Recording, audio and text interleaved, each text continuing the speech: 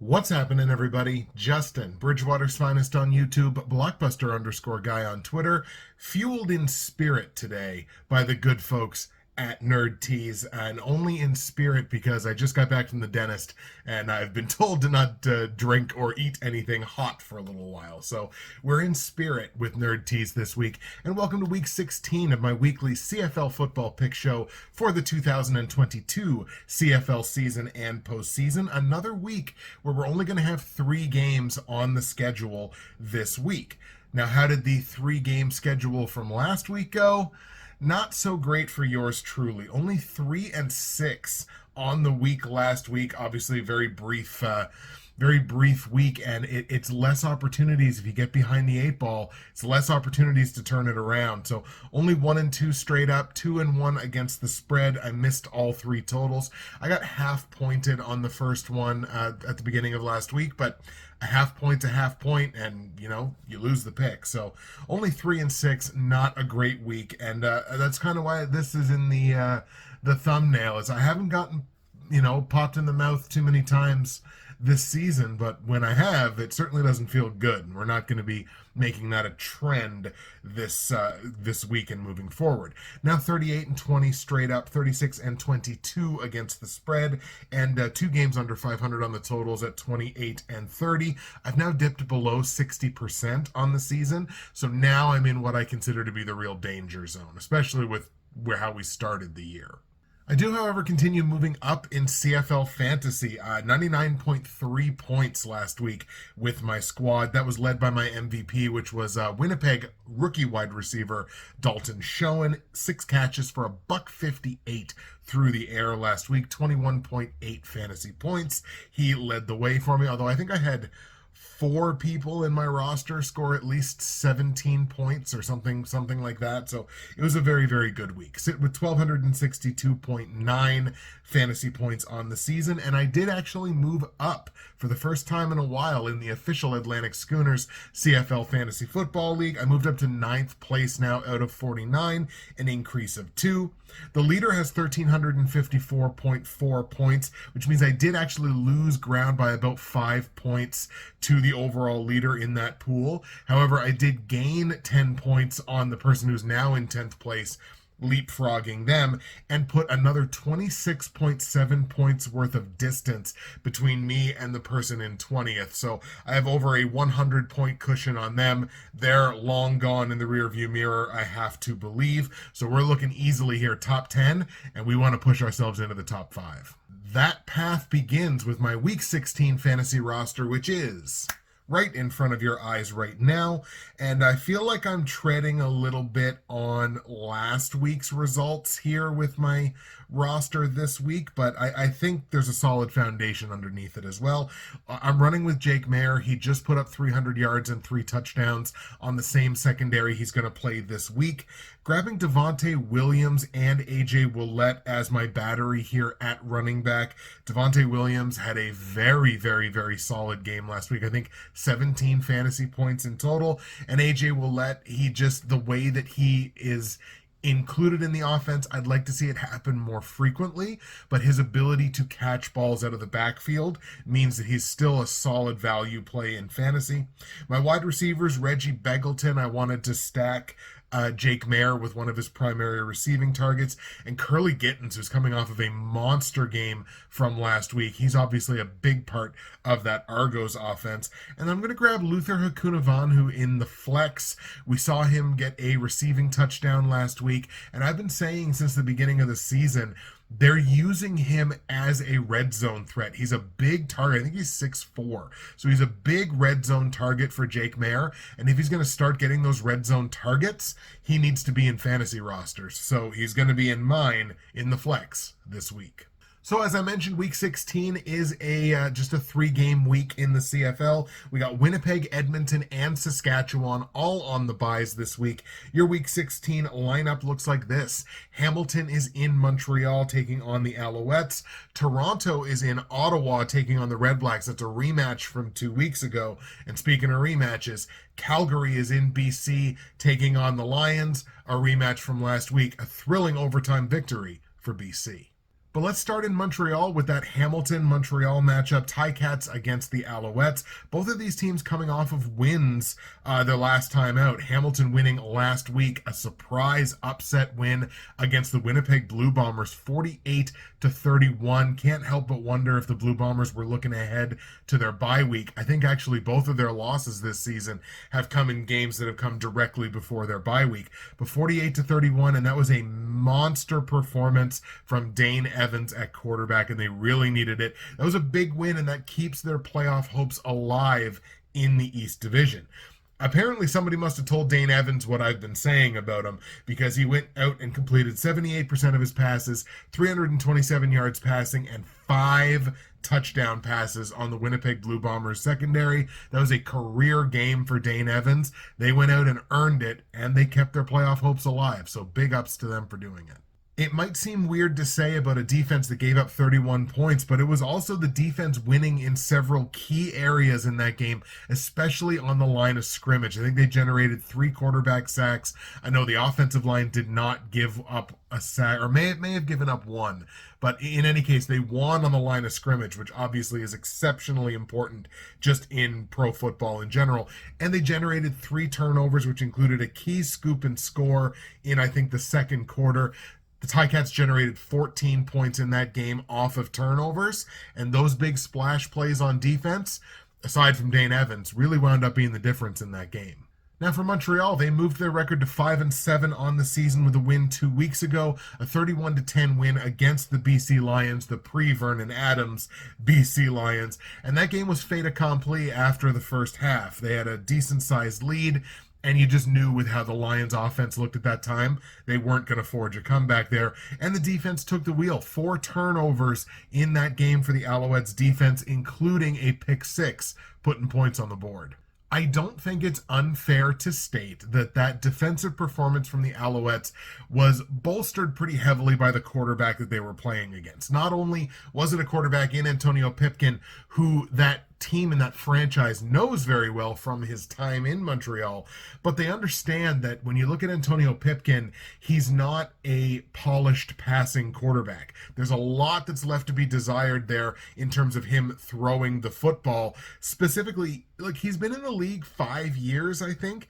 It still hasn't hit 250 pass attempts.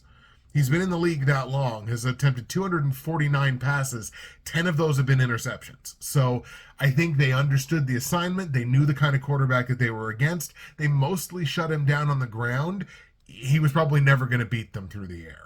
Shout out to the running back duo here in Montreal of Jeshrin Antwi and Walter Fletcher. Fletcher kind of looking like he's taking over the lead duties in that backfield, but they combined to carry the ball 21 times for $120 on the ground. Dominique Davis added a rushing touchdown in that game as well, and I think the Alouettes are competitive with absolutely anybody in this league when they've really got their run game going. I really think that's the key to their success.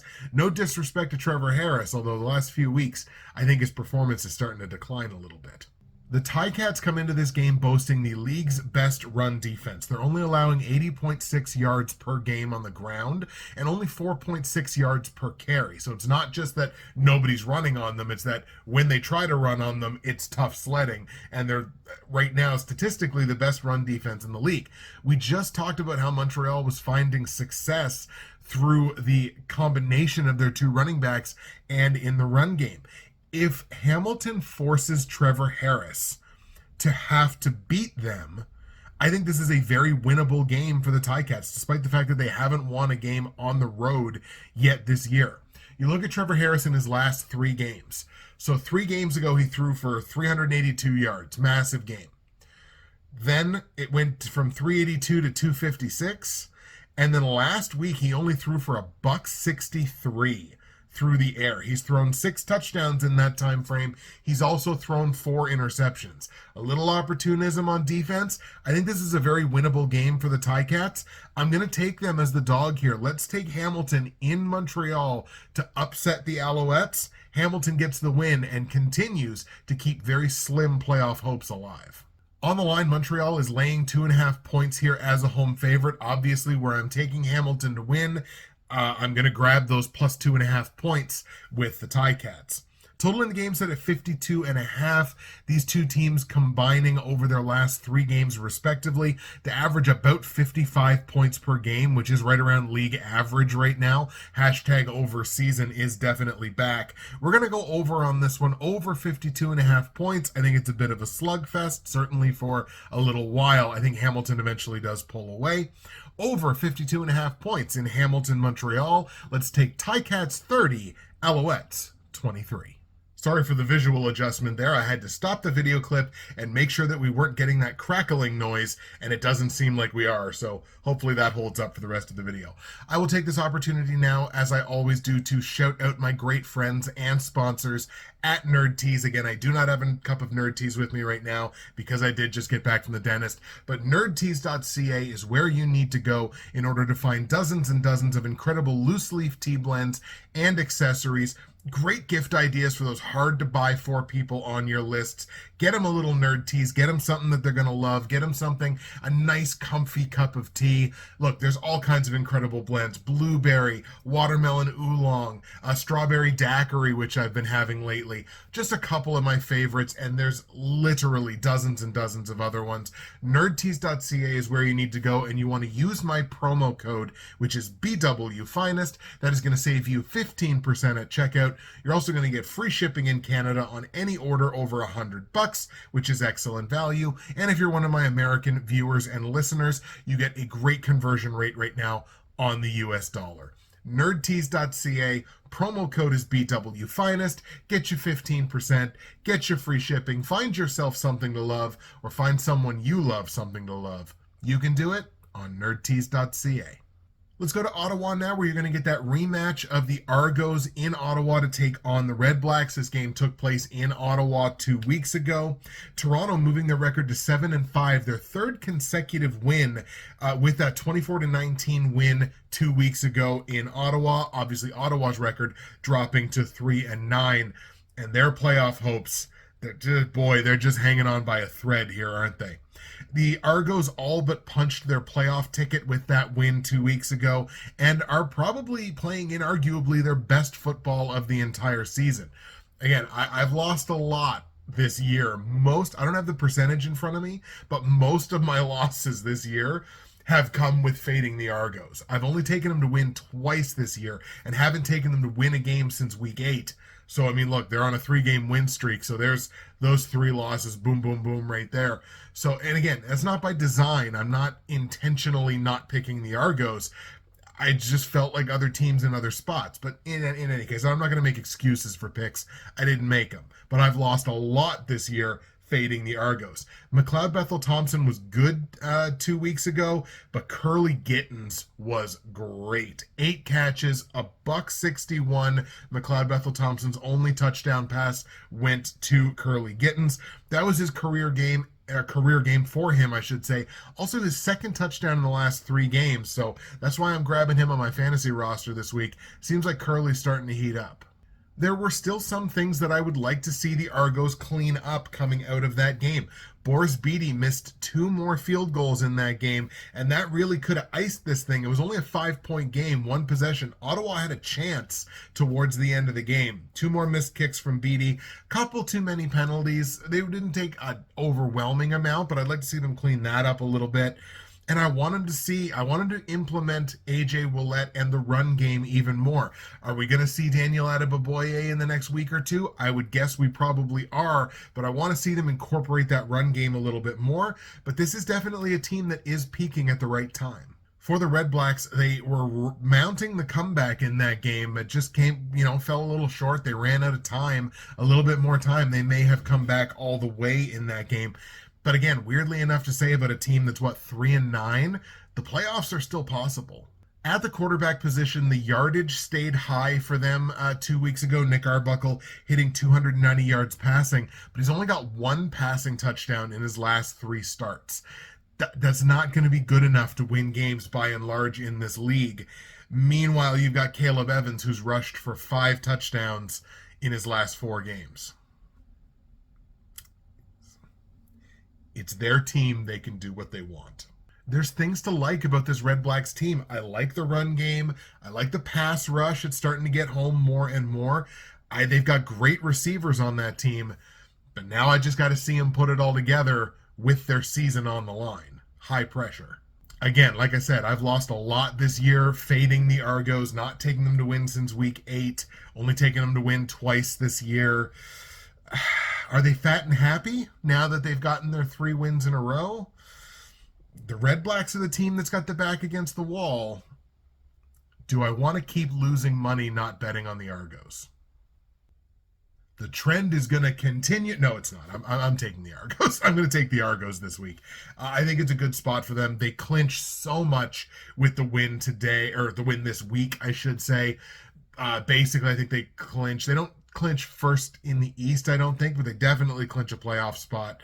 So I just think we got to go with it here. I think it's time to stop this long nightmare of not picking the Argos. So we're going to grab Toronto here straight up in Ottawa to get the win over the REDBLACKS. Now, on the line, Ottawa's taking 2.5 points here as a home dog. I like Toronto to win. It's a relatively small price to pay, so I'm going to go ahead and lay the 2.5 points here on the Argos. Total in the game set at 46.5. It's the lowest total of the week. Now, over their last 3 games, respectively, these are 2 of the 3 teams in the CFL who are averaging less than 50 a game. But #overseason seems like it's back, and this is just such a beatable number in the CFL. I gotta lean over on this one. Let's go over 46.5 points in Toronto, Ottawa. Let's go Argos 27, REDBLACKS 23. Toronto wins, Toronto covers, game goes over. And our third and final game to look at this week is the rematch from last week. The Calgary Stampeders now in BC to take on the Lions. That game going to overtime last week. BC getting the win 31-29. Vernon Adams' first start for the BC Lions. And for Calgary, you can't help but feel that this one got away. This was a game that should have been a win. It drops their record to 8-5. BC's record increases to 9-3. So now Calgary's staring at a 1.5-game deficit here to try to catch up with BC. For Calgary, it was, again, 300-yard, 3-touchdown performance from Jake Maier, which usually should be good enough to pick up a win. But they only possessed the ball for 24.5 minutes. They gave the BC Lions too many shots, especially early in that game. And I want to just highlight something for you. The third quarter of that game, which Calgary was outscored 10-0 in the third quarter. How many run attempts do you think the Calgary Stampeders had in that third quarter? Which, might I remind you, they entered the third quarter with the lead. I'm going to give you a second to think about it. The answer is 1. You have Kadeem Carey back there ripping off 6 yards per carry, and you attempt 1 rush in an entire quarter. I hope you're not wondering why you lost the game. It wasn't just that, but this loss, I feel, was, not to take anything away from BC, but this loss felt entirely self-inflicted by the Calgary Stampeders. And the more I think about the game, the worse it kind of feels. Obviously, the poor game script in the second half has a big amount to do with it. They took 12 penalties for 128 penalty yards in a tight game like that against the team that you're competing with for a home playoff game. It's kind of inexcusable. 5 and 58 of those were on defense. And it punted what I thought was an otherwise great effort by this team, a game that they should have won.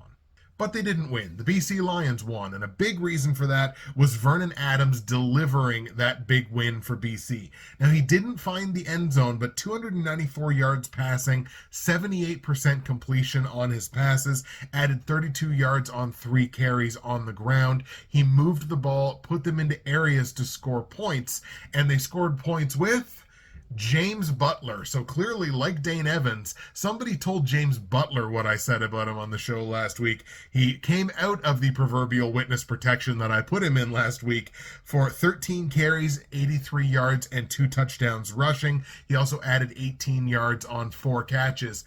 I see you, James Butler. You might be back. I'd like to see it one more time. The story of the BC Lions in that game, I think, was in a lot of areas they were the second best team on the field. But anything can happen when the game gets to overtime. And it did. They scored. They got the 2-pointer. Calgary scored. They couldn't convert the 2-pointer themselves. By the way, I didn't think that was pass interference or illegal touching or whatever Calgary was trying to get a call for on the 2-point convert. It just wasn't. They just didn't execute the play. And look, it's what happens. Calgary shot themselves in the foot. I think they're going to be aiming for redemption this week. Honestly, I can't reasonably expect the Stampeders to blow this game twice in a row. The Lions definitely looked good. And, I mean, the offense took a big uptick with Vernon Adams. But they're still very beatable. And if Vernon isn't finding the end zone... Now, look, one game is not a trend. But if he has another game where he might only find the end zone once or doesn't find the end zone at all, that keeps the BC Lions exceptionally beatable.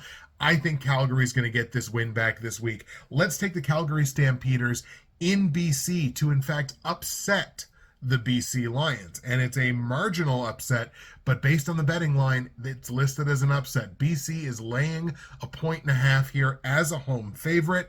I like Calgary to win the game outright, so give me plus 1.5. The problem here is with all these games, it's either like a 2-0 or an 0-2. So this week's either going to be real good or has the potential to be really, really bad. So Calgary wins. Give me the plus 1.5 on the Stampeders against the spread as well. Total in the game set at 54.5. It is the biggest total that we will see this week. And this is the one game that I am going to stick under on. I don't think we see as many points as we saw last week. And again, if Vernon Adams is not finding the end zone, I don't think this gets to this total. So we're going to go under 54.5 points in Calgary, BC. Let's go Stamps 27, Lions 16. I still think Vernon can move the ball. I just got to see him score some touchdowns. So I think Calgary gets a nice bounce back performance here. 27-16 the final. There you go, folks. There are the abbreviated picks for Week 16 in the CFL. We'll go over them here with you one more time. I got the Hamilton Ticats in Montreal upsetting the Alouettes 30-23. Let's take Hamilton plus 2.5 on the spread in a game that goes over 52.5 points. I got the Toronto Argos in Ottawa picking up the win over the REDBLACKS 27-23. So I'm laying 2.5 points on the road favorite Argos in a game that goes over 46.5. And I got the Calgary Stampeders in BC upsetting the BC Lions 27-16. I'm going to take the plus 1.5 on the Stamps in a game that stays under 54.5 points. I'm sitting here with my fingers crossed that we don't have the audio issues that we've been seeing the last couple of weeks. Let's hope it held on. I did a couple of things different. Hopefully that fixed the problem. That's it for me, Justin, Bridgewater's Finest on YouTube, Blockbuster_guy on Twitter, fueled in spirit by the wonderful folks at Nerd Tees. Thank you so much for watching Week 16. I hope you've been enjoying the NFL live streams as well. We will see you again for Week 17 in the CFL, and we are really winding down here. The playoff picture starting to come into focus, but there's still a lot to be decided in both divisions.